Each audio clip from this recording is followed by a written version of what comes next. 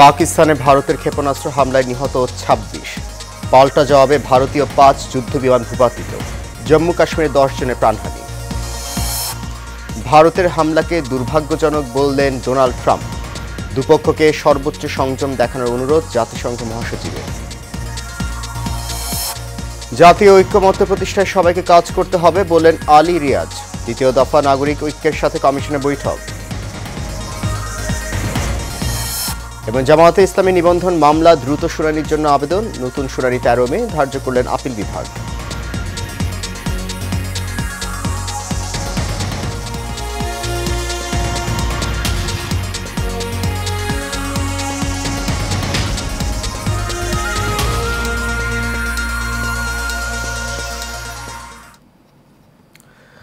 সবাইকে স্বাগত জানাচ্ছি এশিয়ান নিউজে। আপনাদের সাথে আছি আমি সৈয়দ মাহিউজ্জামান মুখর। শুনছেন বিআরবি কেবল ইন্ডাস্ট্রিজ লিমিটেড সংবাদ শিরোনাম। জাতীয় ঐক্যমত্য প্রতিষ্ঠায় সবাইকে কাজ করতে হবে বলে মন্তব্য করেছেন ঐক্যমত্য কমিশনের সহসভাপতি অধ্যাপক আলী রিয়াজ। জাতীয় সংসদে এলডি হলে নাগরিক ঐক্যের সঙ্গে দ্বিতীয় দিনের আলোচনায় সূচনা বক্তব্যে কথা বলেন তিনি। আলী রিয়াজ বলেন, রাজনৈতিক দলের নিজস্ব আদর্শ থাকবে, তবে মৌলিক জায়গায় আমাদের মতো ঐক্য প্রতিষ্ঠা করতে হবে। এটি শুধু কমিশনের কাজ নয়, জাতীয় ঐক্যমত্য প্রতিষ্ঠায় সবাইকে কাজ করতে হবে। নাগরিক ঐক্যের সাধারণ সম্পাদক শহীদুল্লাহ কায়সার বলেন, ১১৮টি সংস্কার প্রস্তাবে একমত নাগরিক ঐক্য। ঐক্যমত্য প্রতিষ্ঠায় দলের পক্ষ থেকে সর্বাত্মক সহযোগিতা করা হবে। সংস্কার প্রশ্নে ঐক্যমত্য তৈরির লক্ষ্যে রাজনৈতিক দলের সঙ্গে ৫টি সংস্কার কমিশনের গুরুত্বপূর্ণ সুপারিশগুলো নিয়ে প্রথম পর্যায়ে আলোচনা করেছে জাতীয় ঐক্যমত্য কমিশন।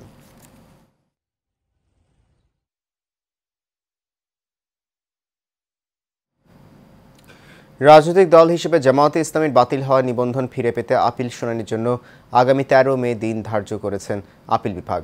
প্রধান বিচারপতি ডক্টর সৈয়দ রিফাত আহমেদের নেতৃত্বাধীন আপিল বিভাগ এদিন ধার্য করেন। এদিন আদালতে জামায়াতের নিবন্ধন মামলা দ্রুত শুনানির জন্য আবেদন জানান আইনজীবী মোহাম্মদ শিশির মনির।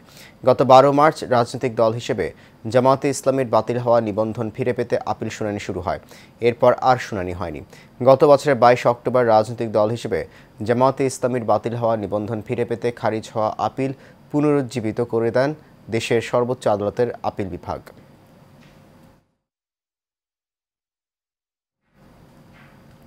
গ্যাস সিলিন্ডারের লিকেজ থেকে বিস্ফোরণের ঘটনায় রাজধানী মোহাম্মদপুরের শিশুসহ একই পরিবার ৩ জন দগ্ধ হয়েছেন। ভোর ৪টার দিকে মোহাম্মদপুরের চন্দ্রিমা উদ্যান এলাকার একটি ৩তলা বাড়ির নিচতলায় দুর্ঘটনা ঘটে।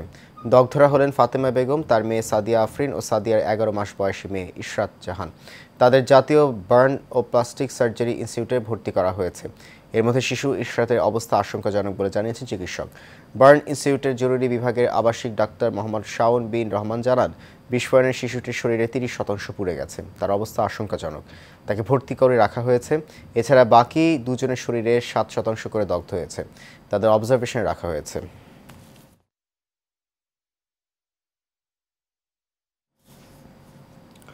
আগামীকাল ২৫শে বৈশাখ বিশ্বকবি রবীন্দ্রনাথ ঠাকুরের ১৬৪তম জন্মবার্ষিকী। কবিগুরু জন্মবার্ষিকী উপলক্ষে দেশ জুড়ে চলছে নানান আয়োজন প্রস্তুতি।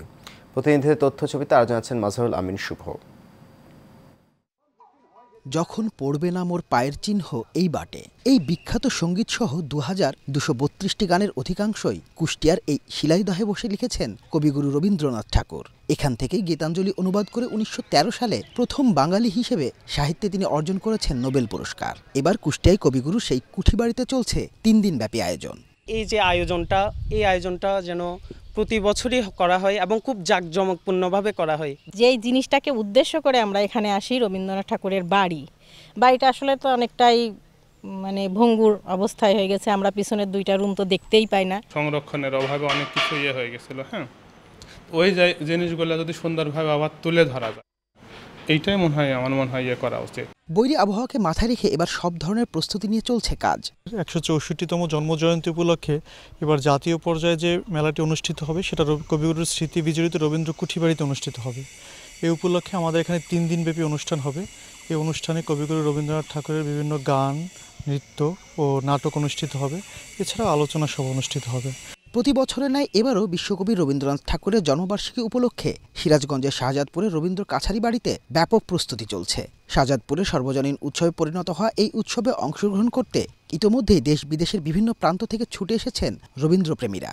প্রতি বছরের ন্যায় এবারও বিশ্বকবি রবীন্দ্রনাথ ঠাকুরের 164তম জন্মবার্ষিকী উদযাপন খুব সফলভাবে সম্পন্ন হবে বলে আমি আশা করি। প্রতি বছরের ন্যায় এবারও ভালো অনুষ্ঠান হবে, এই জন্য এখানে দেখার জন্য একটু আসছি। আমাদের 3 দিনব্যাপী প্রোগ্রাম 8, 9, 10। আমাদের প্রোগ্রামের প্রস্তুতি ইতিমধ্যে শেষের দিকে। 8 তারিখে আমাদের সকালে উদ্বোধন নাচ আছে এবং সন্ধ্যায়ও আমাদের নাচ আছে। আমাদের অনেক ভালো প্রস্তুতি চলছে। প্রতি বছরের ন্যায় এবারও জেলা প্রশাসনের আয়োজনে উপজেলা প্রশাসনের তত্ত্বাবধানে এবারও এখানে রয়েছে নানান আয়োজন। আমাদের দেশের বাইরে বা বিভিন্ন জেলা থেকে সাংস্কৃতিক গোষ্ঠী তারা ইতিমধ্যে আমাদের সাথে যোগাযোগ করেছে। তাদের অংশগ্রহণে আমরা একটা সুন্দর একটা অনুষ্ঠান আপনাদের উপহার দিতে পারবো, এটা আমরা আশা রাখছি। কবিগুরু স্মৃতিচারণ ও বাংলার সংস্কৃতিতে রবীন্দ্রনাথ ঠাকুরের অবদান বিশ্ব দরবারে তুলে ধরতে এই আয়োজন বিশেষ ভূমিকা রাখবে বলে মনে করেন আয়োজকরা। মাজহারুল আমিন শুভ, এশিয়ান টেলিভিশন।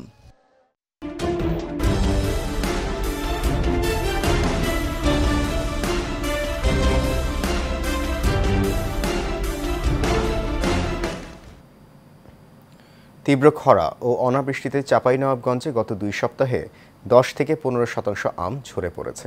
এতে ফলন বিপর্যয়ের আশঙ্কা দেখা দিয়েছে। কৃষকরা বলছেন, আমের গুটি ঝরে পড়া রোধে অতিরিক্ত সেচ দিতে গিয়ে বাড়ছে উৎপাদন খরচ। এদিকে আম ঝরে পড়া রোধে বিভিন্ন পরামর্শ দিচ্ছে স্থানীয় কৃষি বিভাগ। প্রতিনিধি মোহাম্মদ হানিফ মেহমুদের তথ্য ও ছবিতে জানাচ্ছেন রাশেদ আকন। বাগানে গাছের নিচে পড়ে আছে আম, যা আর কয়েকদিন পরই বাজারজাত করার কথা ছিল, কিন্তু গত 2 সপ্তাহের তীব্র খরায় ঝরে পড়ছে এসব আম। চাঁপাইনবাবগঞ্জের বরেন্দ্র অঞ্চলের প্রায় সব আম বাগানেরই চিত্র এমন। চলতি মৌসুমে 95% গাছে মুকুল আসলেও তাপদাহ ও কুয়াশার কারণে গুটি এসেছে কম।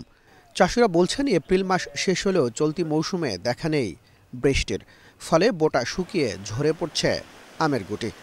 নলকূপ বসিয়ে বাগানে সেচ দিতে গিয়ে দেখা দিয়েছে ভূগর্ভস্থ পানির সংকট, পাশাপাশি বেড়েছে খরচও। যে কীটনাশকটা ব্যবহার করতেছি এটা তো অনেক খরচ বেশি, হ্যাঁ, এই কারণে আর আমরা সেচের পানি দিয়ে অনেক খরচ। এই জন্য আমরা আশঙ্কা করছি কি যে আমাদের যে ফলন আছে বর্তমানে, এই ফলন থেকে আমরা যারা আম চাষি আছি আমরা সব ক্ষতিগ্রস্তের মধ্যে চলে যাব। এই অনাবৃষ্টির কারণে যে ক্ষতিটা হচ্ছে কৃষকদের, এটা আসলে পুষিয়ে নেওয়ার কিছু নাই, এবং পুষাতে গেলেই সেচ দিতে হচ্ছে, এটা অনেক খরচের ব্যাপার, সবাই এটা পাচ্ছে না। তো আশা করি এই ব্যাপারে সরকারের একটু উদ্যোগ নেওয়া উচিত। আম আমাদের অনেক নষ্ট হয়ে যায়, এটাকে প্রক্রিয়াজাত করার জন্য আমরা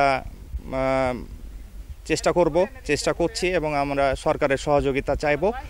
খরায় ফলন বিপর্যয় ঠেকাতে বাগানে অতিরিক্ত সেচ ও পানি স্প্রে করার পরামর্শ স্থানীয় কৃষি বিভাগের। আবহাওয়ার পূর্বাভাস বলছে যে আগামী 28 তারিখের পরের থেকে আবার হয়তো বৃষ্টিপাত হওয়ার সম্ভাবনা আছে। সেই ক্ষেত্রে যদি বৃষ্টিপাত হয় তাহলে আমাদের আমের জন্য ভালো হবে। তবে এইভাবে তাপপ্রবাহ চললে আমাদের কৃষকদেরকে এটা পরামর্শ যে তারা যেন নিয়মিত সেচ দেয়, অথবা সন্ধ্যাবেলা গাছের জন্য নর্মাল পানি যেটা আছে সেটা স্প্রে করতে পারে, অথবা প্রতি লিটার পানিতে 20 গ্রাম ইউরিয়া মিশিয়েও যদি স্প্রে করতে পারে তাহলে সেই ক্ষেত্রে কিছুটা ড্রপিংটা কিছুটা কমে যাবে।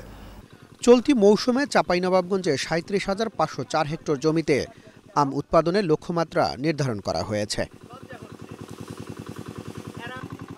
Rashed Akon, Asian television.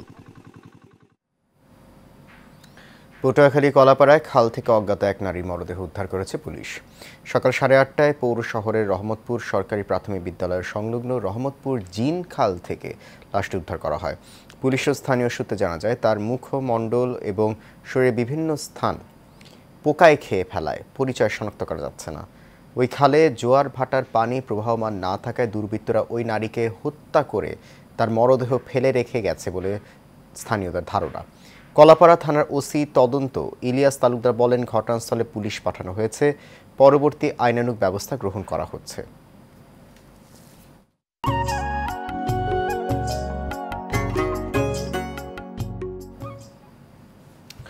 কুষ্টিয়ায় চলতি বছর আবহাওয়া অনুকূলে থাকায় বোরো ধানের বাম্পার ফলন হয়েছে, তবে সেচ, সার ও কীটনাশকের খরচ বেশি হওয়ায় ভালো দাম নিয়ে শঙ্কায় চাষিরা। চলতি মৌসুমে জেলায় 35,000 হেক্টর জমিতে বোরো ধানের আবাদ হয়েছে। বিঘা প্রতি 25 থেকে 27 মণ ধান মিলবে বলে প্রত্যাশা জেলার কৃষি বিভাগের। হাসিবুর রহমান রিজুর রিপোর্ট, জানাচ্ছেন মাজহারুল আমিন শুভ। কুষ্টিয়া সদর উপজেলার মোল্লাতাগড়িয়া বিলের এমন সবুজের সমারোহ জেলার প্রায় সবখানেই। অনুকূল আবহাওয়া, উন্নত জাতের বীজ, সময়মতো সার ও পানি সরবরাহ পাওয়ায় এবার বোরো ধানের বাম্পার ফলন হয়েছে। তবে খরচ বেশি হওয়ায় ভালো দাম পাওয়ার শঙ্কা কৃষকের। ধান এবার ধান 20 মণ করে ফলন হয়েছে, বাচ্চার দাম 20 মণ করে ধান ফলন পায় সব মাঠে।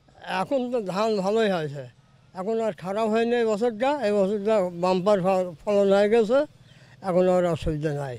কৃষি বিভাগ বলছে জেলায় এবার 35,000 হেক্টর জমিতে বোরো ধানের আবাদ হয়েছে, আর ধানের উৎপাদন লক্ষ্যমাত্রা ধরা হয়েছে 2,50,000 মেট্রিক টন। ফলন ভালো হওয়ায় এবার কৃষকরা লাভবান হওয়ার পাশাপাশি অস্থির চালের বাজার কিছুটা নিয়ন্ত্রণে আসবে বলেও প্রত্যাশা এই কর্মকর্তার। অন্যবারের তুলনায় এবার ফলনটা ভালো হবে এবং পাশাপাশি ধানটা যখন পুরা মৌসুম উঠবে তখন এই ধানের মৌসুমের সরবরাহের ফলে তখন হয়তো বাজারে ধানের চাহিদাটা বেশি হবে এবং আশা করা যায় তখন চালের দামটা কমে আসতে পারে। প্রতি বছর বোরো মৌসুমেই ধান ওঠার সাথে সাথে এক শ্রেণীর মধ্যস্বত্বভোগীরা কৃষকের কাছ থেকে কম দামে ধান কিনে মজুত করে চালের বাজারে অস্থিরতা সৃষ্টি করে। এর ফলে কষ্টার্জিত এই ফসলের ন্যায্য দাম পাওয়া থেকে বঞ্চিত হন কৃষকরা। বিপাকে পড়তে হয় সাধারণ মানুষকে, যে কারণে এবার কঠোর নজরদারি থাকবে সরকারের, এমনটাই প্রত্যাশা সবার। মাঝারুল আমিন শুভ, এশিয়ান টেলিভিশন। এর সাথে শেষ হবে এশিয়ান নিউজ। তার আগে বিআরবি কেবল ইন্ডাস্ট্রিজ লিমিটেড সংবাদ শিরোনামগুলো জানিয়ে দিচ্ছি আরও একবার।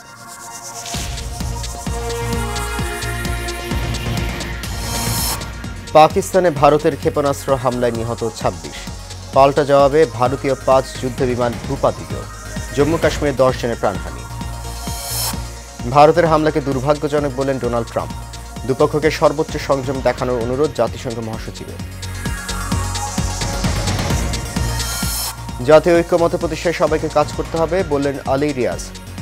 দ্বিতীয় দফা নাগরিক ঐক্যের সাথে কমিশনের বৈঠক। এবং জামাতে ইসলামী নিবন্ধন মামলা দ্রুত শুনানির জন্য আবেদন, নতুন শুনানি 13 মে ধার্য করলেন আপিল বিভাগ।